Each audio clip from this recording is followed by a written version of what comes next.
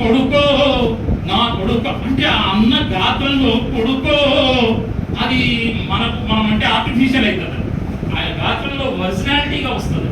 మనం అంటే అది కొడుకో అంటే మనం కావాలని ఆయన అనుకరించినట్టు ఉంటుంది. కానీ భద్రం కొడుకో కొడుకో కుమ్మరమ్మ జరా పైలం కొడుకో రిక్ష ఎక్కే కాడ తొక్కే కాడ దిగే కాడ మల్పు కాడ పైలం కొడుకో నా కొడుకో కుమ్మరమ్మ జరా భద్రం కొడుకో. ఈ పాటలు ఇంత అద్భుతంగా ఉండడం వల్ల ఆ రోజు నిజంగా ఆ పాటలన్నింటినీ కూడా ఆ పల్లవులు శరణాలు నేర్చుకున్నాను. అటువంటిదే మరి మన ఊరు గాని ఊరు మన పల్లె గాని పల్లె ఇది పట్నం కొడుకో కొడుకో కుమ్మరన్న జరా పైలం కొడుకో. నిజంగా పట్టణానికి పోయినటువంటి కొత్తవాడికి చెప్పేటటువంటి సూచన మన ఊరు గాని ఊరు మన పల్లె గాని పల్లె ఇది పట్నం. పట్నంలో చాలా జాగ్రత్తగా ఉండాలి.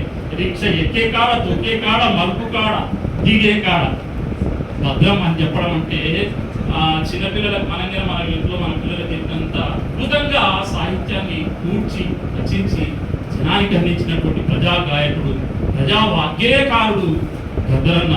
ఆ తర్వాత అద్భుతమైనటువంటి దాని అర్థం కూడా ఇప్పుడు తెలియదు.